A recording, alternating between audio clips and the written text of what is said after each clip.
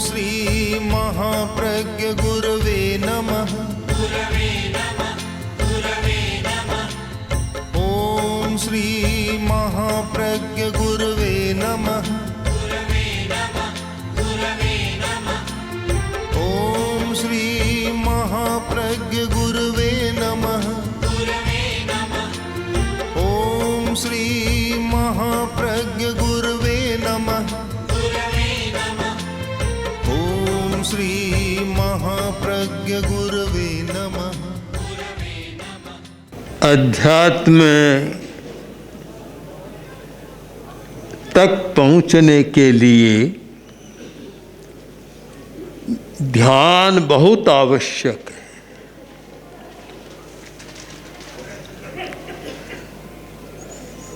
साधना के अनेक प्रकार हैं, किंतु ध्यान के बिना हमारा आरोहण नहीं होता।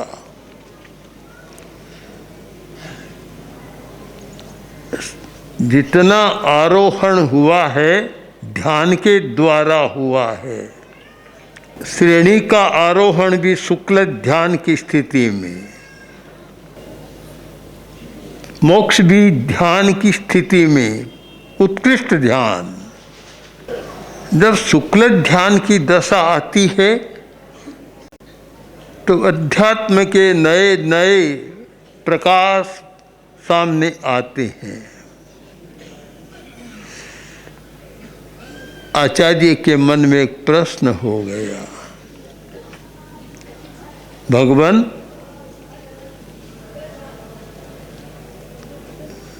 आपके ध्यान से क्या होता है? एक कठिनाई पैदा होती है, क्योंकि संसारी आदमी शरीर में रहना चाहता है। शरीर सबसे ज़्यादा प्रिय है और प्रियता अनेक के साथ होती है, पदार्थ के साथ होती है, पर शरीर के साथ सबसे ज़्यादा प्रियता होती है, क्योंकि सबसे निकट है और सब दूर है। केवल शरीर ऐसा है जो 24 घंटा साथ रहता है।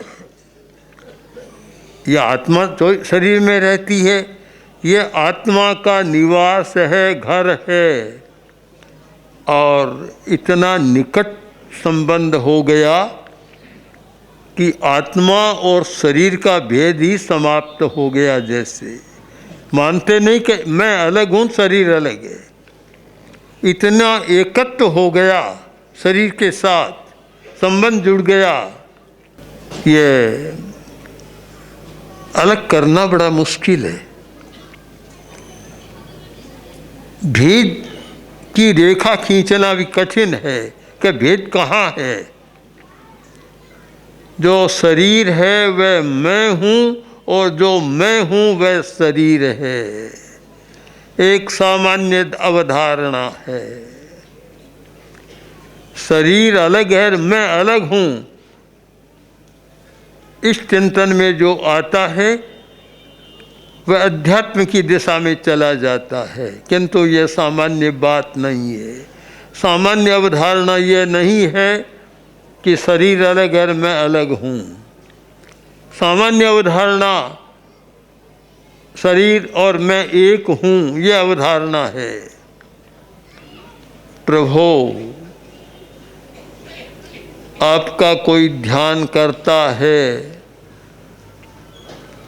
वह ध्यान करने वाला इस शरीर को छोड़कर परमात्मा बन जाता है, शरीर को छोड़ देता है। कैसे ये अच्छा हुआ कि शरीर को छोड़ता है, तो इतना साथी है, अनादिकाल से साथी, और उसको छोड़ता है। अपने इतने बड़े साथी को जो एक जन्म से नहीं, पता नहीं कितने हजारों लाखों करोड़ों असंख्य अनंत जन्मों से जो साथ चल रहा है, उस शरीर को छोड़ देना अच्छा कैसे होगा। एक बात है। दूसरी बात यह है कि ये शरीर को छोड़कर और वह परमात्मा बन जाता है। ये कैसे हो सकता है? इतने दिन तो शरीर में रहा और अब परमात्मा बन गया, ये कैसे संभव होगा? किंतु एक बात है कि जब तक तीव्र आग नहीं जलती है तब तक शरीर छूटता नहीं है। ये इस शरीर को जलाना होता है, ये सामान्य आग से जलता नहीं। ऐसे तो लगता है कि कोई आदमी आग की लपेट में आ गया, शरीर जल गया। एक जला है पर भीतर का शरीर नहीं जला। बाहर का शरीर तो जल गया पर भीतर का शरीर तो जला नहीं। हमारा स्थूल शरीर है और उससे नीचे सूक्ष्म शरीर है और उसके भी नीचे सूक्ष्मतम शरीर है। ऊपर ऊपर का जल गया, भीतर का शरीर तो जला नहीं और वह जलता भी नहीं आग से, कभी नहीं जलता आग से। कोई भी आग ऐसी नहीं जो भीतर के शरीर को जला सके। किंतु प्रभु आपके ध्यान में वह शक्ति है कि भीतर के शरीर को भी जला देती है। और जब भीतर के शरीर को जला देती है तो फिर जीव इस शरीर को छोड़कर और भीतर के शरीर को जलाकर परमात्मा दशा में चला जाता है, परमात्मा बन जाता है। आत्मा से परमात्मा बनने का एक रास्ता है ध्यान। आत्मा से परमात्मा ध्यान के द्वारा पहले तो स्थूल शरीर का मोह छोड़ा जाता है और एक स्थिति आ जाती है कि शरीर मेरा नहीं है। विनय विजय जी ने एकत्व भावना में इसका बहुत सुंदर वर्णन किया है। एकत्व अनुप्रेक्षा और अन्यत्व अनुप्रेक्षा। अध्यात्म तक पहुँचने के लिए यदि कोई रास्ता है तो ये दो रास्ते हैं, दो अनुप्रेक्षा है। एकत्व अनुप्रेक्षा कि मैं अकेला हूँ और अन्यत्व अनुप्रेक्षा शरीर मेरा नहीं है। बहुत सुंदर लिखा है। विनय निभालय निज भवनम, विनय निभालय निज तनु धन सुत सदन स्वजनादिषु किं निजमिह कुगते रवणं विनय येन सहाश्रयसेति विमोहा दिदमहमित्यविभेदं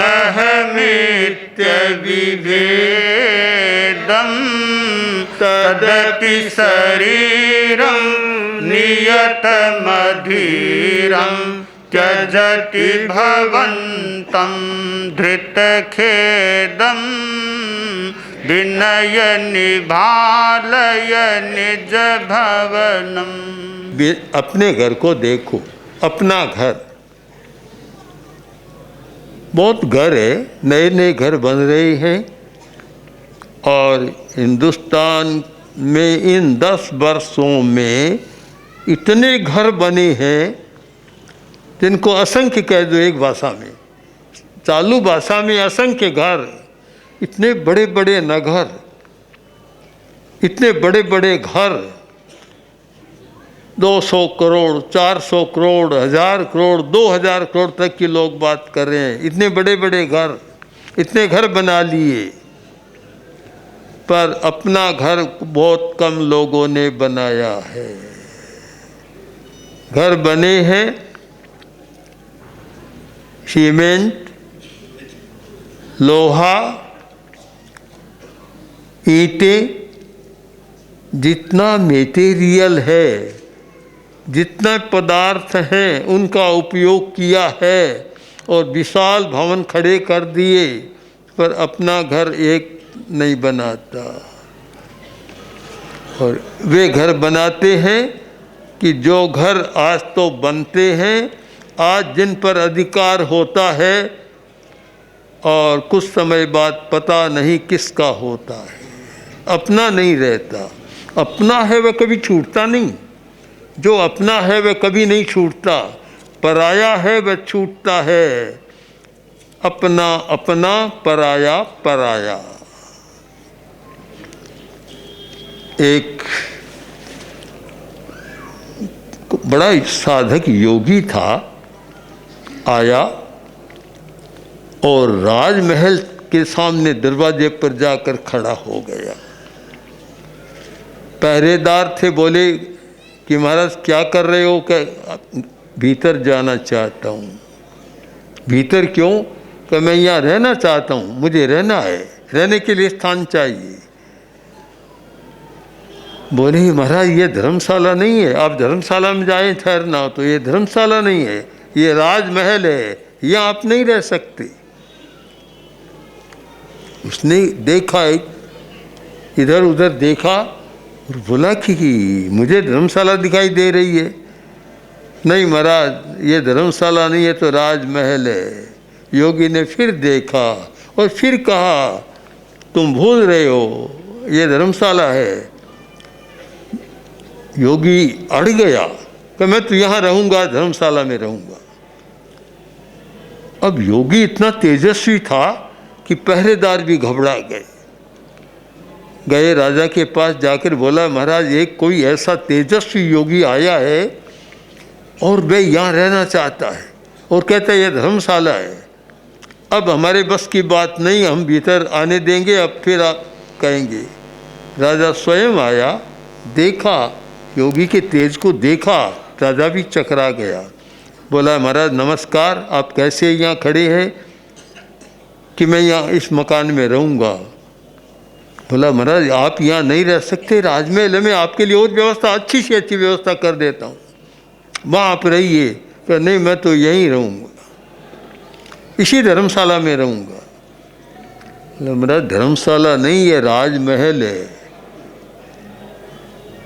बोला कि तुम्हें राजमहल लगता है, मुझे धर्मशाला लगती है, यहाँ रहूँगा। किसका घर है? कि महाराज मेरा है, राजा का। किसने बनाया? कि मेरे परदादा ने यह बनाया था। कि उसको बुलाओ, उससे बात कर लो। तो महाराज वो तो मर गया, चला गया। तो फिर कौन रहा? कि मेरा दादा रहा, उसको बुला लो, उससे बात कर लूँ, तुमसे क्या बात करूँ, उसे बुला लो। तो महाराज वह भी मर गया। तो फिर कौन रहा? मेरा पिता, उसको बुला लो, उसे बात कर लें। कि वह भी मर गया। तब योगी बोला राजा समझा नहीं, धर्मशाला क्या होती है? आदमी आता है, बसेरा करता है, चला जाता है। तेरा परदादे ने बसेरा किया, चला गया। तेरे दादा ने बसेरा किया, चला गया। तेरे पिता ने बसेरा किया, चला गया। तू क्या अमर रहेगा? और धर्मशाला क्या होती है? राजा के भी आँख खुल गई और कहा आइए रहिए। बोला मुझे रहना नहीं है, मुझे तुझे बोध देना था कि ये पराये घर को अपना घर मत समझो, अपना घर तुम्हारी आत्मा है, उसे तुम समझने का प्रयत्न करो। योगी चला गया। हम भी सोचें, चिंतन करें, अपना घर बनाने का सोचें। अब हमें अपना घर बनाना है। आचार्य ने यही तो कहा कि इस देह को छोड़कर परमात्मा बन जाता है। यह देह तो पराया घर है, हमारा घर तो नहीं है। आत्मा आकर यहाँ रहती है, आखिर घर तो पराया है। अगर शरीर अपना होता तो आत्मा कभी छोड़ती नहीं। छोड़ती है इसलिए कि पराया है, पराया घर है। और अपना घर बनाने के लिए चिंतन को बदलना होगा और उसका चिंतन भगवान महावीर की वाणी में महावीर ने जो सच्चाइयों को प्रकट किया, जो सच्चाइयाँ सामने रखी, उनमें अंतिम सच्चाई यह है एकत्व भावना, एकत्व अनुप्रेक्षा। अंतिम सच्चाई है कि मैं अकेला हूँ, अकेला आया हूँ और अकेला ही जाना है। और सारे संबंध है, संबंध पराये पराये पराये, जिनको मैं मानता हूँ मेरा है, अपना है, सब पराये हैं। अपना कोई नहीं है। अपना वह होता है जो साथ चलता है, जो साथ नहीं चलता वह अपना कैसे हुआ? अपना कभी संबंध नहीं छोड़ता। जो अपना है, निजी है, वह कोई संबंध नहीं छोड़ता, और जो संबंध छोड़ता है वह पराया हो गया। एकत्व अनुप्रेक्षा आचार्य ने स्तुति के माध्यम से इस सच्चाई को प्रकट किया है कि शरीर को छोड़कर परमात्मा बन जाता है। कैसे बनता है? कि जो एकत्व का अभ्यास करता है। दूसरी सच्चाई, जो अन्यत्व का अभ्यास करता है। अन्यत्व का कि आत्मा भिन्न शरीर भिन्न है। आत्मा भिन्न शरीर भिन्न है, तुमने मंत्र पढ़ाया। यह शरीर अलग है और आत्मा अलग है। इन दो सच्चाइयों को समझने वाला, इन दो सच्चाइयों का मेटेरियल इकट्ठा करने वाला अपना घर बना सकता है। जो इन दो सच्चाइयों का इकट्ठा नहीं करता तो कभी अपना घर नहीं बना सकता। वह पराये घर में ही रहेगा, आएगा, बसेरा करेगा, रात बसेरा और सुबह चला जाएगा। वही स्थिति होती है। तो आचार्य ने कहा, प्रभु आपके ध्यान से क्या होता है कि आदमी इस शरीर को छोड़कर और परमात्मा बन जाता है, इन्हें अपने घर में चला जाता है। परमात्मा का मतलब अपने घर में चला गया, और अपने उस घर में चला गया जिस घर को न कोई खाली करा सकता, न कोई कब्जा कर सकता, कोई नहीं। अपने घर में जाने के बाद शाश्वत सदा रहता है, कोई उसे निकाल नहीं सकता। न कोई सरकार निकाल सकती, न कोई हाउस टैक्स लगा सकता, न और कुछ कर सकता, न तोड़ फोड़ होती, न किसी कारीगर की ज़रूरत। वह अपना घर चला जाता है।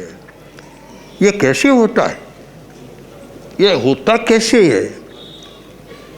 भला इतना गहरा संबंध है, कैसे होता है? ठोकड़ा जानने वाले, तेरे द्वार जानने वाले लोग जानते हैं। तेरे द्वार में इसकी प्रक्रिया बहुत सुंदर बतलाई गई। और अब वैसा गुरुदेव का ग्रंथ आ गया, वह जैन तत्व प्रवेश, उसमें बड़ी सुंदर प्रक्रिया है। और उसी प्रक्रिया का आचार्य उल्लेख कर रहे हैं कि मिट्टी है, मिट्टी और मिट्टी में सोना मिला हुआ है। हमने देखा, जब आचार्य वर ने दक्षिण यात्रा की तो हमने देखा कि खान से निकल रहा है, कोई मिट्टी लग रही है।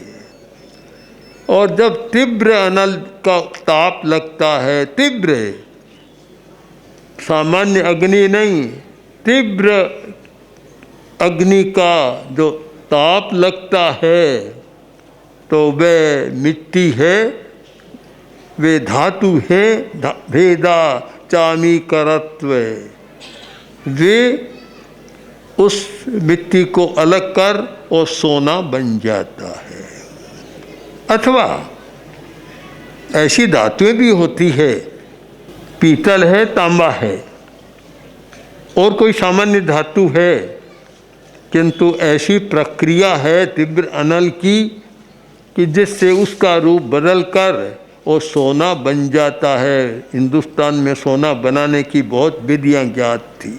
बहुत लोग सोना बनाना जानते थे। बहुत लोग मतलब जनसाधारण नहीं, बड़े बड़े योगी साधक सोना बनाना जानते थे। यह प्रसिद्ध है जैन परंपरा में कि जैन परंपरा के एक बड़े साधक हुए आनंद घन जी, बड़े योगी थे। बड़े साधक, जैन साधक, और जिनका प्रवास भी इधर राजस्थान में, ये नागौर जिला मेड़ता, और उधर काफ़ी प्रवास उनका रहा, गुजरात में भी रहा। जब राजा को पता चला कि ये सोना बनाने की कला जानते, राजा चला गया उनके पास। तो आगे और भी बहुत साधक थे, और ग्रंथ भी हैं ऐसे कि जहाँ सोना बनाने की विधियाँ है। यह प्रसिद्ध बात है कि 10वीं कालिक सूत्र का पहला अध्ययन 5 गाथाएं हैं। ऐसे तो साधु की गोचरी भिक्षाचर्या की विधि है, और वैसे वह मंत्र भी है, विघ्न निवारण का बड़ा मंत्र है, उसकी प्रक्रिया है, उसकी विधि है कि उसके द्वारा विघ्नों का शमन कैसे किया जा सकता है। आज भी उपलब्ध है वे विधि, और किंतु उसमें 10वीं कालिक के पहली गाथा धम्मो मंगल मुक्तिष्ठम अहिंसा संयमो तवो देवावितं नमं संति जस्य धम्मे सयामणो। धर्म उत्कृष्ट मंगल है, ये पहली गाथा है, और इस पहली गाथा में सोना बनाने की भी प्रक्रिया छिपी हुई विधि है सारी। तो आगे लोग जानते थे। तो आचार्य ने कहा कि प्रभु, तीव्र अनल के बेग से जैसे धातु भेद है वे भी सोने बन जाते हैं, चाहे मिट्टी से सोना बन जाती है, चाहे कोई पीतल तांबा आदि भी सोना बन जाता है। इसमें क्या आश्चर्य है फिर कि आपके ध्यान से कोई सामान्य शरीरधारी परमात्मा बन जाए, कोई आश्चर्य की बात नहीं। तीव्र अग्नि का वेग होने पर जब सामान्य मिट्टी भी सोना बनती है, तो आपके ध्यान से बने, कोई आश्चर्य के नहीं। प्रभु आपकी अद्भुत महिमा है, तो मैं उसका वर्णन नहीं कर सकता। ओम ॐ श्री महाप्रज्ञ गुरवे नमः। ॐ श्री महाप्रज्ञ